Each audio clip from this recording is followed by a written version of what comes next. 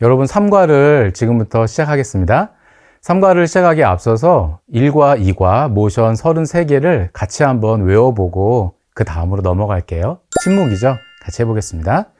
침묵, 말라기, 마태복음, 헬라, 언어, 이스라엘, 소망, 로마, 길, 베들레헴, 탄생, 나사렛, 목수, 요단강, 세례, 광야, 시험, 예루살렘, 거듭남, 수가, 우물가 여인, 나사렛, 배척, 가버나움, 12 제자, 비유, 기적, 신앙 고백, 변화산, 대가, 계산, 잃은 것을 찾으심, 나사로야, 일어나라, 삭개오야, 내려오라, 예루살렘, 승리, 입성, 성전, 청결, 최후의 만찬, 기도, 배신, 재판, 부인, 십자가, 부활. 자, 여기까지죠. 여기까지 우리가 33개의 모션을 1과 2과에서 배웠습니다. 지금부터 3과의 내용을 같이 살펴보도록 하겠습니다. 부활하신 예수님은 40일간 제자들과 함께 하셨습니다. 예수님은 승천하시기 전에 제자들에게 한 가지 약속하신 것이 있어요. 그것은 뭐하냐면 예수님께서 하늘로 올라가시면 성령을 다시 내려 보내주신다는 약속이었죠. 제자들에게 하나님께서 약속하신 성령이 오실 때까지 예루살렘을 떠나지 말라고 예수님께서 말씀하셨어요. 예수님은 사도행전 1장 8절의 말씀을 남기시고 하늘로 승천하셨죠. 오직 성령이 너희에게 임하시면 너희가 권능을 받고 예루살렘과 온 유대와 사마리아와 땅까지 이르러 내 증인이 되리라. 예수님의 승천을 바라본 제자들에게 흰옷 입은 두 사람이 이렇게 말했어요. 어찌하여 서서 하늘을 쳐다보느냐? 너희 가운데서 하늘로 올려지신 이 예수는 하늘로 가심을 본 그대로 오시리라 하였느니라. 사도행전 1장 11절의 말씀이죠. 예수님은 제자들이 보는 앞에서 승천하셨습니다. 그리고 예수님이 승천하신 후 제자들은 성령을 보내주시겠다는 예수님의 약속을 믿고 성령을 기다리면서 120명의 사람들이 마가의 다락방에 모여서 함께 기도했어요. 그리고 마침내 오순절 날이 되었을 때 제자들이 모인 곳에 갑자기 하늘로부터 급하고 강한 바람 같은 소리가 나고 또 불의 혀처럼 갈라지는 것이 그들에게 보였어요. 마침내 예수님께서 약속하신 성령님께서 강림하신 거죠. 그곳에 모인 사람들은 성령이 말하게 하심에 따라 각각 다른 언어로 말하기 시작했습니다. 여러분, 성령님이 제자들에게 임하신 때는 오순절인데요. 사도행전 2장 9절에서 11절을 보면 정말 다양한 지역에서 온 많은 사람들이 예루살렘에 있었어요. 그런데 그곳에 모인 다양한 나라에서 온 사람들이 충격을 받을 수밖에 없었어요. 왜냐하면 갈릴리 사람들이 자신들의 언어로 말하는 것을 봤기 때문이에요. 먼 지역에서 왔었는데 자신들의 언어로 들으니까 너무 충격을 받았던 거죠. 성령님이 임하시자 놀라운 일이 일어났습니다. 그리고 제자들은 담대해졌어요. 성령이 임하자 제자들은 완전히 다른 사람이 되었습니다. 그 중에 베드로의 변화가 정말 놀라웠어요. 성령의 충만을 경험한 베드로는 담대하게 예수님을 전했습니다. 베드로의 설교에 3,000명이나 되는 사람들이 가슴을 치고 회개하면서 예수님을 믿게 됐고요. 사도들은 성령의 충만을 경험한 후 담대한 복음 전도자가 되었습니다. 그들의 전도로 많은 사람들이 예수님을 믿게 되었어요. 지금까지 설명한 내용을 모션을 통해 정리해 보겠습니다. 승천이라는 모션을 설명하겠는데요. 부활하신 예수님은 제자들에게 성령님이 오실 거라고 말씀하시면서 승천하셨죠. 오른손 검지를 올린 다음에 세운 후에 팔을 하늘 위로 쭉 뻗으면서 승천이라고 외칩니다. 승천. 오순절날 예수님이 말씀하신 대로 제자들이 함께 모여서 기도하고 있을 때 성령님이 강림하셨죠. 그래서 올렸던 검지를 아래로 내리면서 성령 강림이라고 외치는 거예요. 승천과 성령 강림을 이어서 한번 해볼까요? 승천, 성령 강림. 사도들의 증거로 인해 예수님을 믿게 된 사람들은 곧바로 집으로 돌아가지 않았습니다. 그들은 예루살렘에 남아서 사도들의 가르침을 더 받기를 원했어요.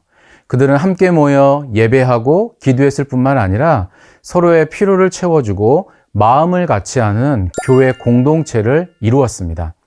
그런 교회 공동체의 모습을 사도행전 2장 46절은 이렇게 묘사해요.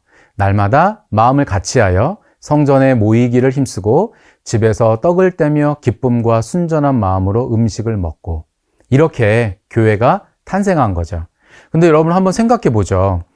사도행전 2장 41절에 보면 베드로의 첫 번째 설교로 3,000명이 예수님을 믿었어요.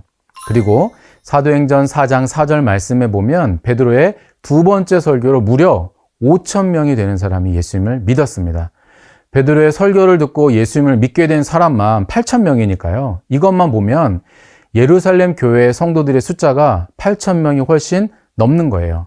이렇게 예수님을 믿는 사람들의 숫자가 급격하게 늘어나다 보니까 갑자기 늘어난 성도로 인해서 음식이나 잠자리나 여러 가지 생필품에 좀 어려움이 생겼겠죠. 자연스러운 일이죠. 그런데 이 교회 공동체가 이 어려움을 어떻게 극복했을까요?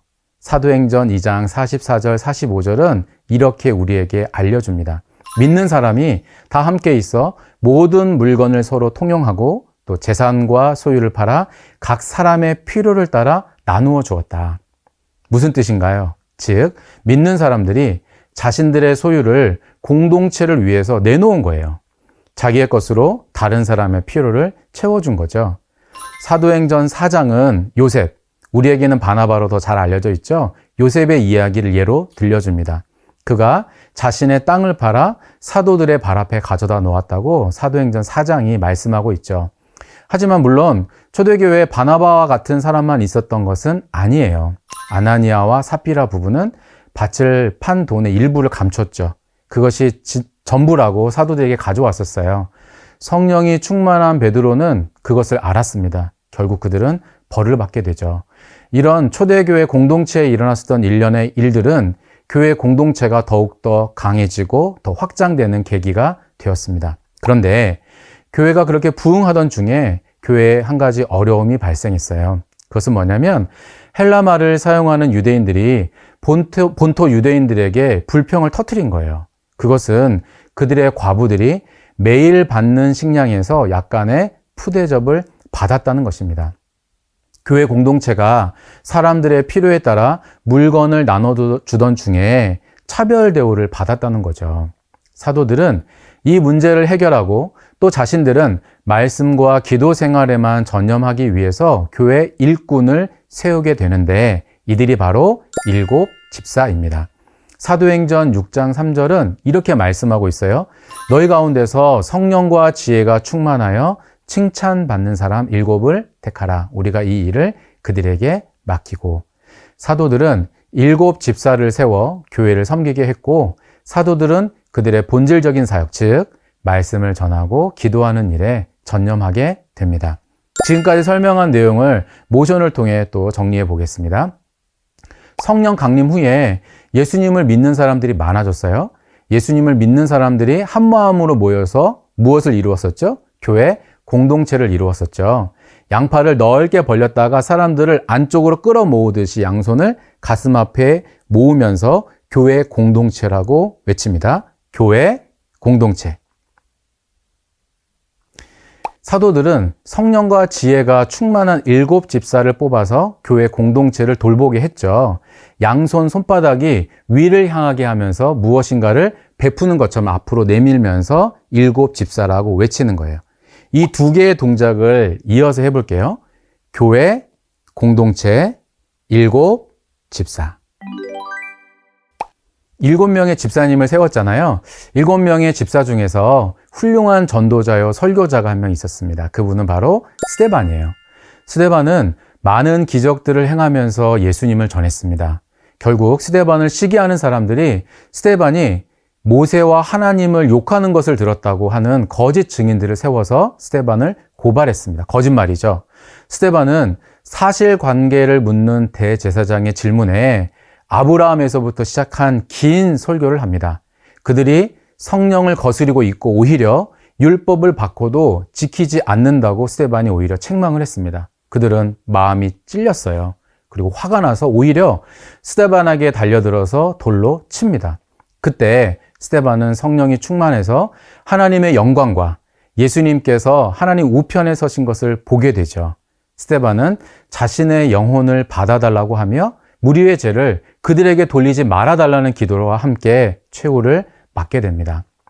스데반의 죽음으로 초대교회는 큰 변화를 경험하게 돼요.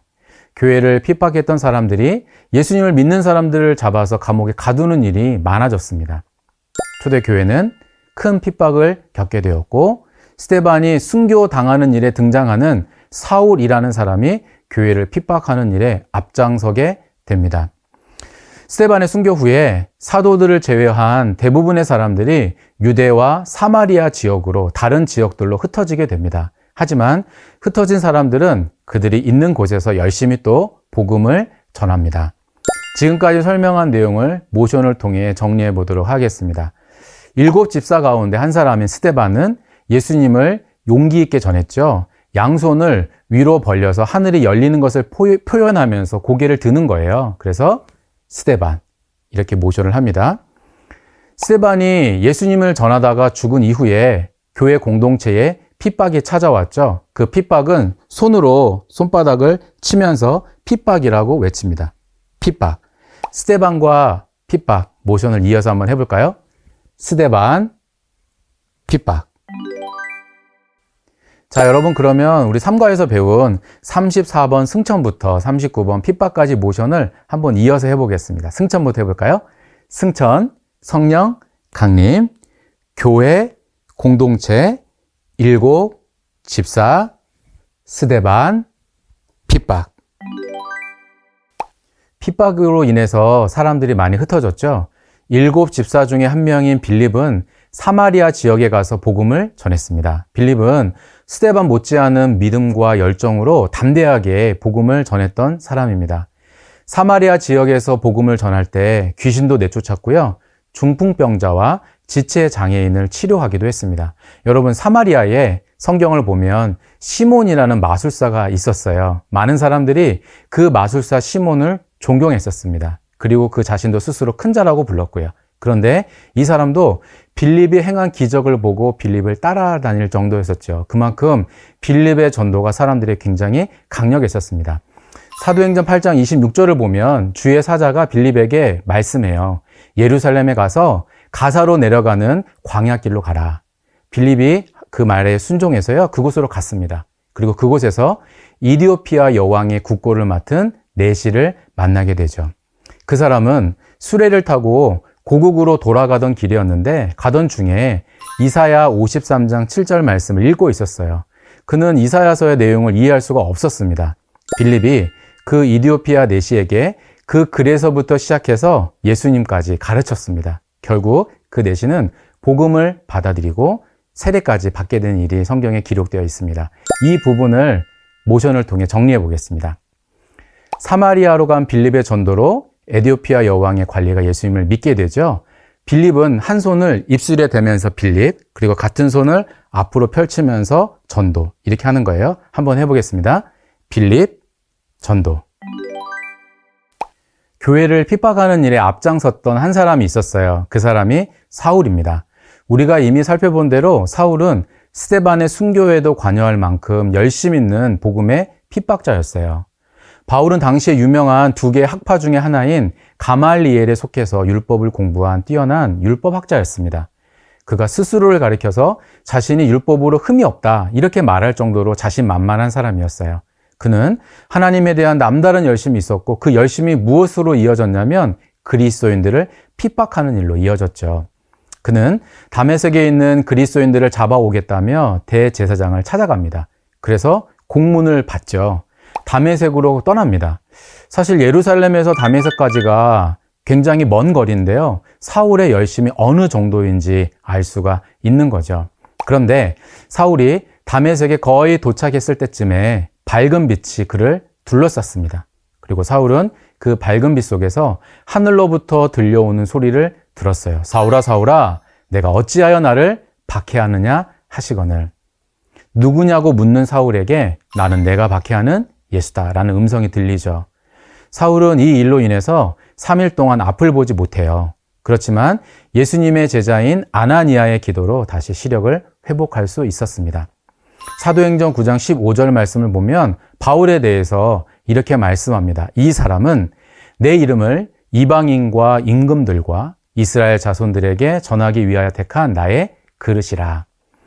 예수님을 극적으로 만난 바울은 복음의 핍박자에서 복음 전도자로 변신을 합니다.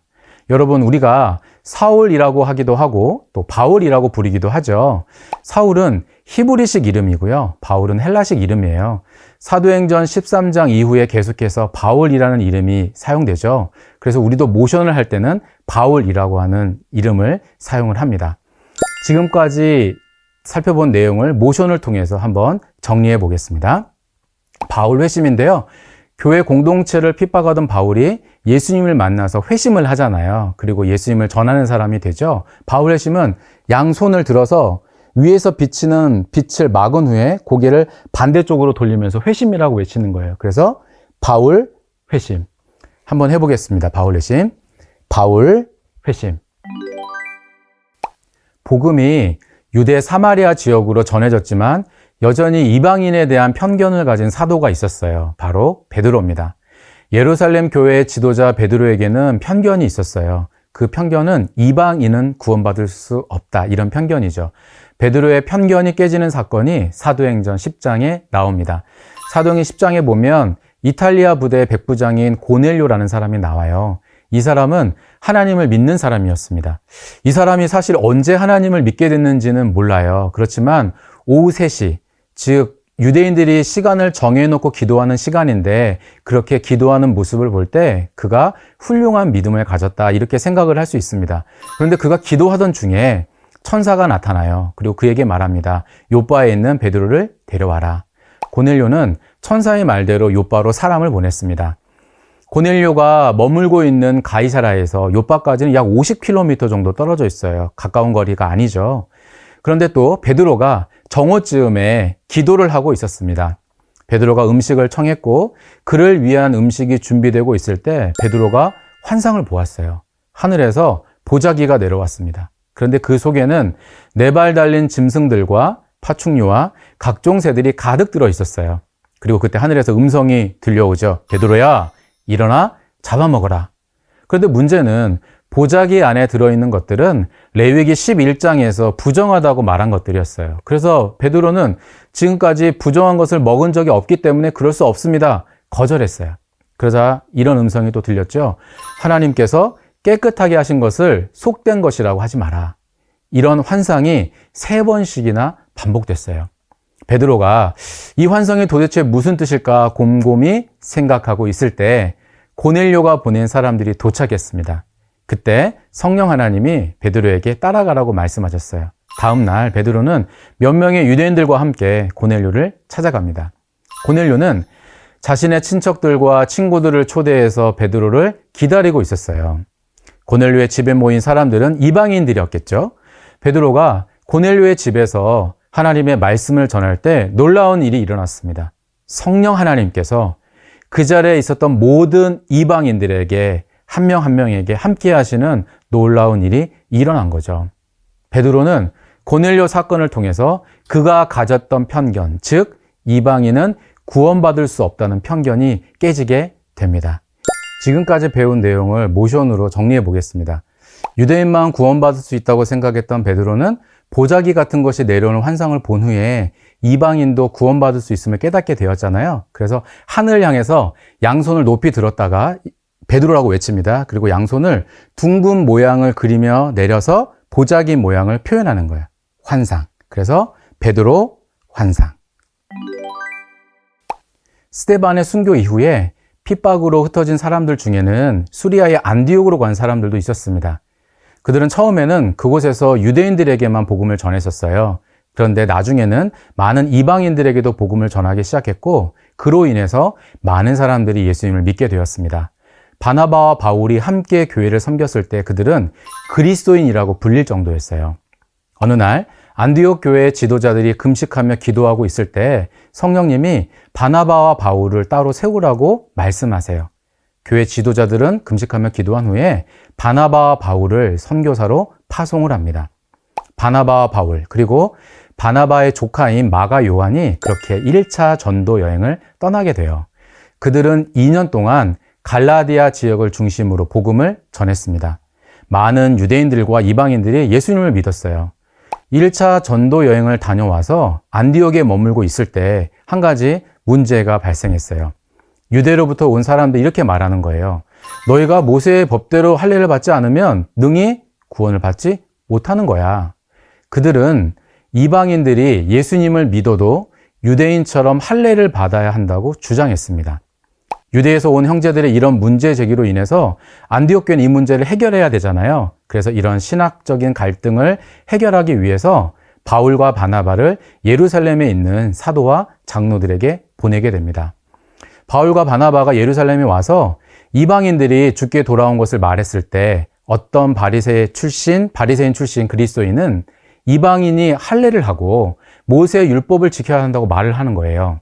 이로 인해서 예루살렘의 사도들과 장로들이 함께하는 교회회의, 즉 공회가 열리게 됩니다. 예루살렘에서 열린 이 교회회의의 주제는 뭘까요?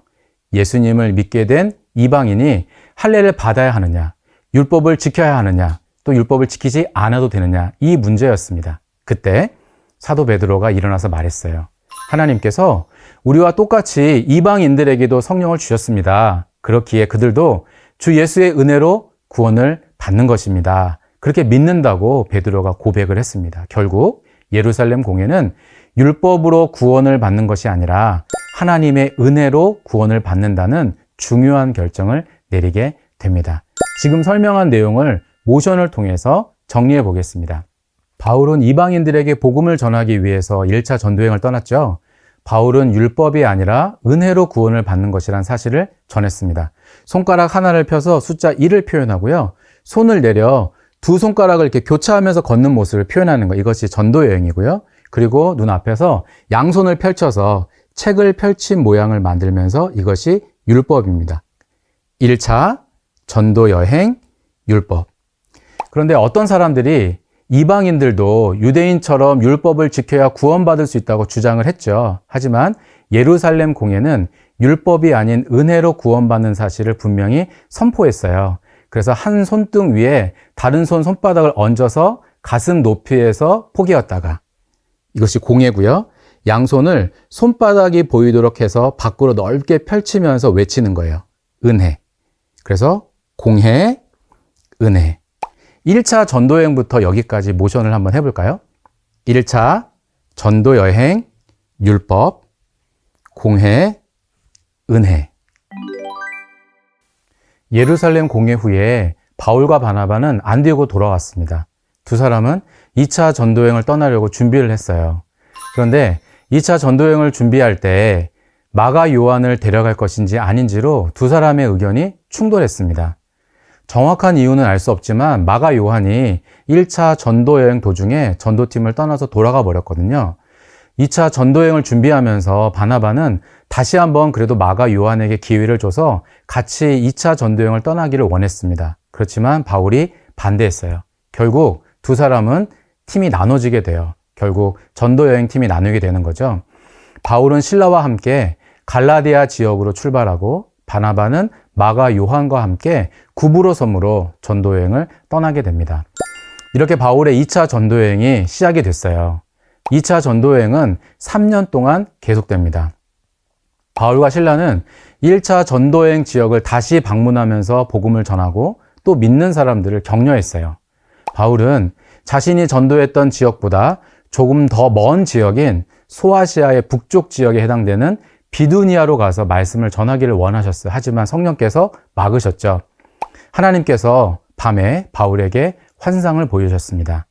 마게도냐 사람이 와서 자신들을 도와달라고 하는 그런 환상을 보게 되는 거죠.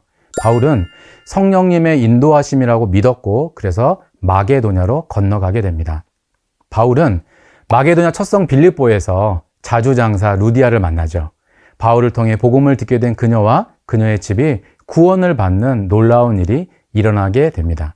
그렇게 마게도냐의 빌립보에 바울에 의해 세워진 첫 번째 교회가 등장하게 되는 거죠.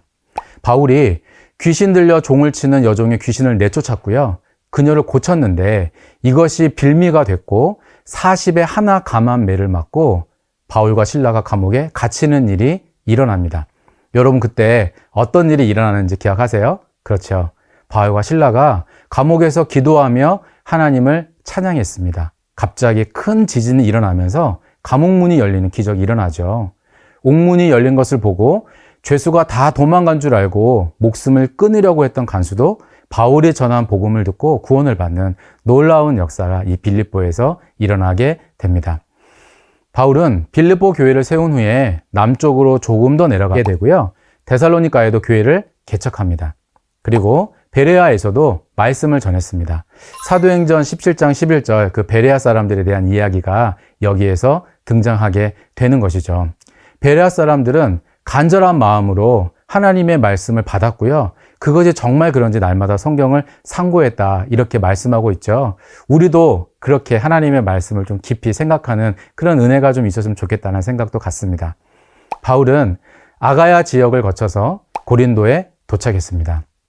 바울은 고린도에서 약 1년 반 정도를 머물렀어요. 이때 평생의 동역자를 만나게 됩니다. 누구냐면 바로 브리스길라와 아굴라 부부입니다. 두 사람은 바울과 같은 천막을 만드는 일을 하는 사람들이었어요. 바울은 고린도에서의 사역을 이제 마무리하고 다시 예루살렘을 거쳐 안디옥으로 돌아갑니다. 바울의 2차 전도 여행은 3년 동안 진행되었습니다. 지금까지 설명한 내용을 모션을 통해 정리해 보도록 하겠습니다. 바울이 2차 전도 여행을 떠나죠. 바울은 마게도냐 사람이 도와달라고 하는 환상을 봤어요.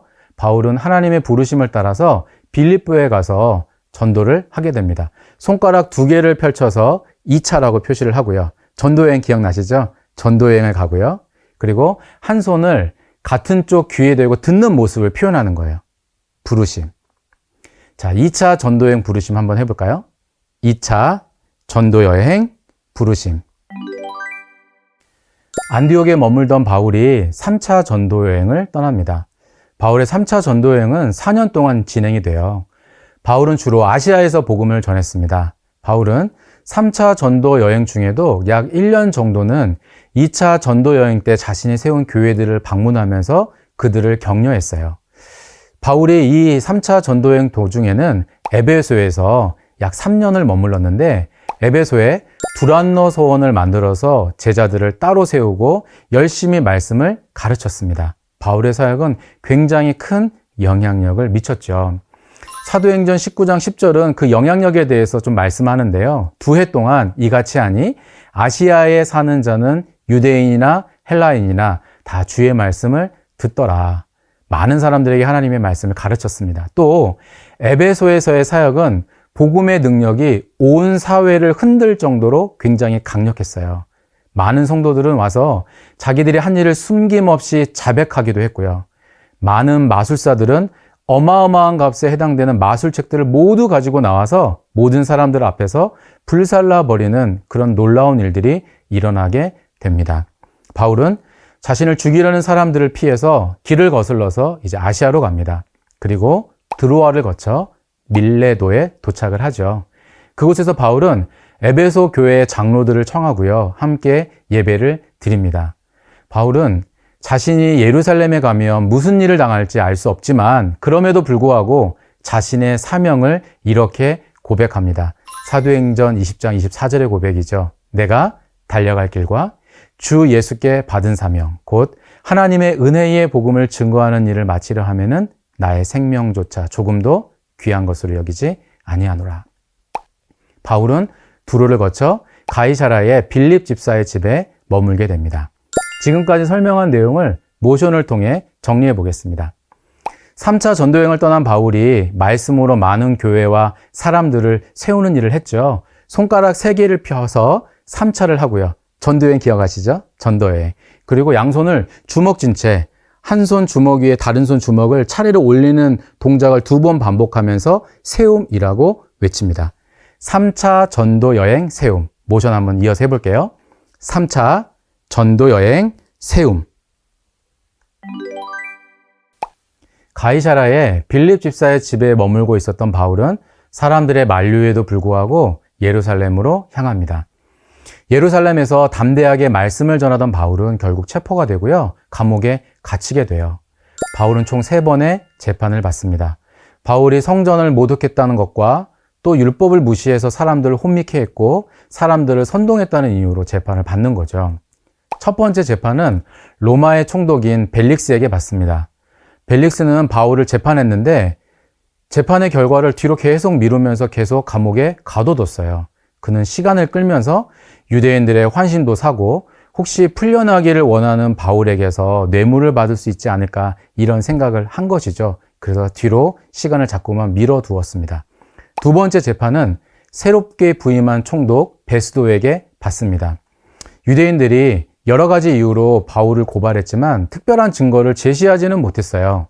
그렇지만 역시 베스도 역시 유대인의 마음을 얻고 싶었던 마음이 있었기 때문에 바울에게 예루살렘에 가서 재판을 받으면 어떻겠냐고 묻기까지 하죠.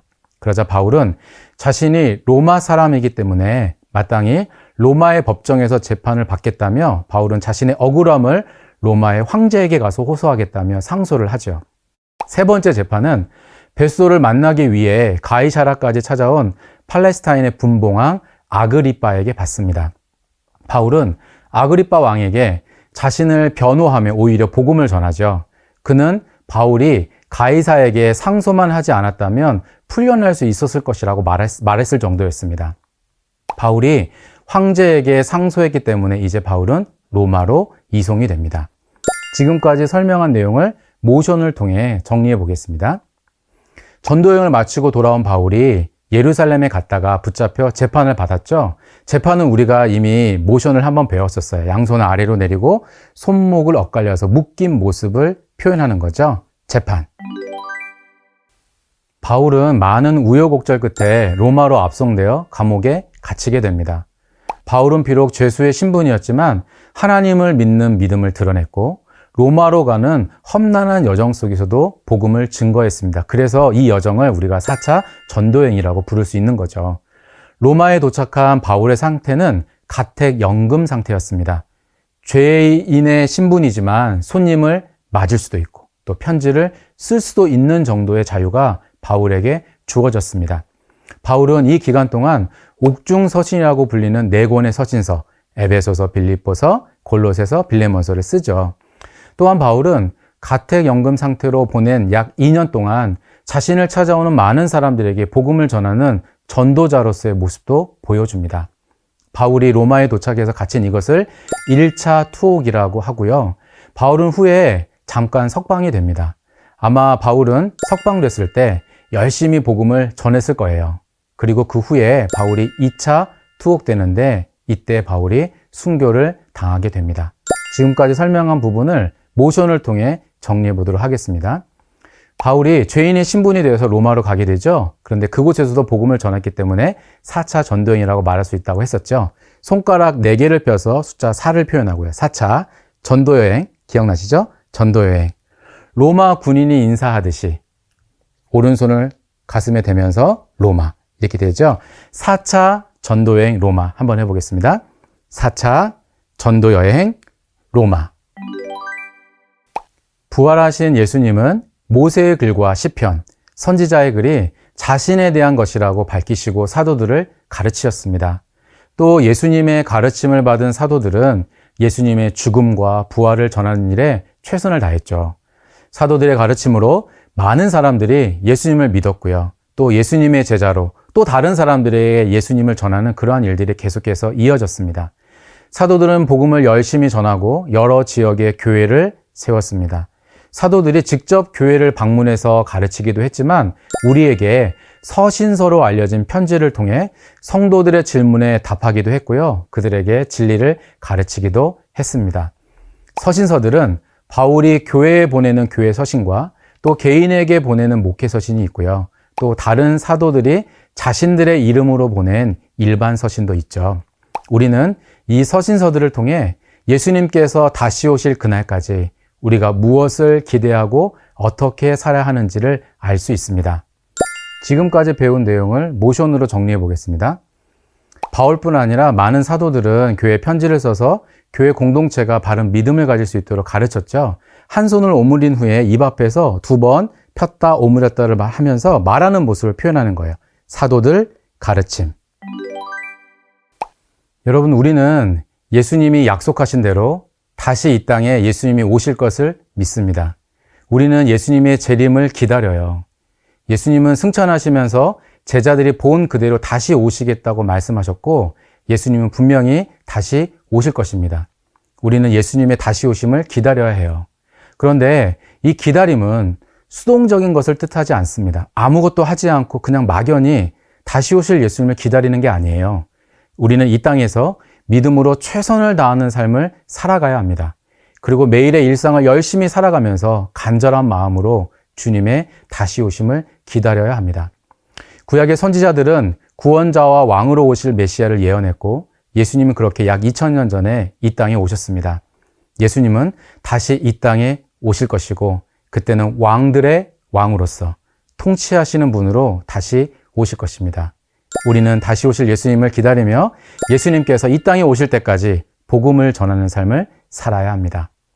지금까지 설명한 부분을 모션을 통해 정리해 보겠습니다. 이제 우리는 다시 오시겠다고 약속하신 예수님을 기다려야 하잖아요. 그래서 하늘 향해 양손을 들어 올려요. 그래서 기다림. 예수님이 오시죠. 그리스도가 오시잖아요. 그럴 때 왕으로 오시니까요. 왕관 모양을 만들어주면서 그리스도라고 외칩니다. 연결해서 하면 기다림, 그리스도. 네, 우리 3과의 내용을 다 마쳤는데요. 모션 40번, 빌립 전도부터 50번 기다림 그리스도까지 모션을 한번 쭉 이어서 한번 해볼게요. 빌립 전도부터요. 빌립, 전도, 바울, 회심, 베드로, 환상. 1차 전도 여행, 율법, 공회, 은혜. 2차 전도 여행, 부르심. 3차 전도 여행, 세움, 재판. 4차 전도 여행, 로마. 사도들 가르침, 기다림, 그리스도. 자, 여러분, 우리 3과의 전체 내용을 한번 모션을 한번 해볼까요? 승천부터 기다림, 그리스도까지입니다. 승천부터 해볼게요. 승천, 성령, 강림, 교회, 공동체, 7, 집사, 스데반, 핍박, 빌립, 전도, 바울, 회심, 베드로, 환상. 1차 전도 여행, 율법, 공회, 은혜. 2차 전도 여행, 부르심. 3차 전도 여행, 세움, 재판. 4차 전도 여행, 로마. 사도들 가르침, 기다림, 그리스도. 여러분, 우리 3과까지 다 마쳤는데요. 이제는 1과 처음 모션 기억나세요? 침묵이었죠? 첫 번째 침묵부터 그리스도까지 50번 모션까지 한번 쭉 이어서 한번 해볼게요. 여러분, 하다가 중간에 좀 잘 모르겠다. 잠깐 화면을 멈추시고 이어서 하시면 되겠습니다. 아시겠죠? 한번 해볼게요. 침묵부터요. 침묵, 말라기, 마태복음, 헬라, 언어, 이스라엘, 소망, 로마, 길, 베들레헴, 탄생, 나사렛, 목수, 요단강, 세례, 광야, 시험, 예루살렘, 거듭남, 수가, 우물가 여인, 나사렛, 배척. 이과죠? 가버나움, 12 제자, 비유, 기적, 신앙 고백, 변화산, 대가, 계산, 잃은 것을 찾으심, 나사로야, 일어나라, 삭개오야, 내려오라, 예루살렘, 승리, 입성, 성전, 청결, 최후의 만찬, 기도, 배신, 재판, 부인, 십자가, 부활, 승천, 성령, 강림, 교회, 공동체, 7, 집사, 스데반, 핍박, 빌립, 전도, 바울, 회심, 베드로 환상. 1차 전도 여행 율법, 공회 은혜. 2차 전도 여행 부르심. 3차 전도 여행 세움, 재판. 4차 전도 여행 로마, 사도들 가르침, 기다림, 그리스도. 여러분, 지금까지 신나는 성경 탐험 신약 온라인 강습회를 통해서 여러분들과 함께 하나님의 말씀을 나누었습니다. 여러분, 아이들에게 하나님 말씀을 가르치기 위해서 이렇게 열심히 노력하시는 여러분들을 축복합니다. 소원하기는 이 말씀의 은혜가 먼저 이 강의를 들으시는 저와 여러분에게 먼저 충만했으면 좋겠고요. 그 은혜가 우리의 삶을 통과해서 우리의 다음 세대들에게 잘 전달되었으면 좋겠습니다. 그래서 원하는 것은 우리 아이들과 우리 모든 선생님들이 성경의 큰 그림을 그리고 성경을 읽거나 성경을 묵상할 때 더 큰 은혜를 누리게 되는 그런 귀한 시간 되기를 주님의 이름으로 축복합니다. 감사합니다. 마치겠습니다.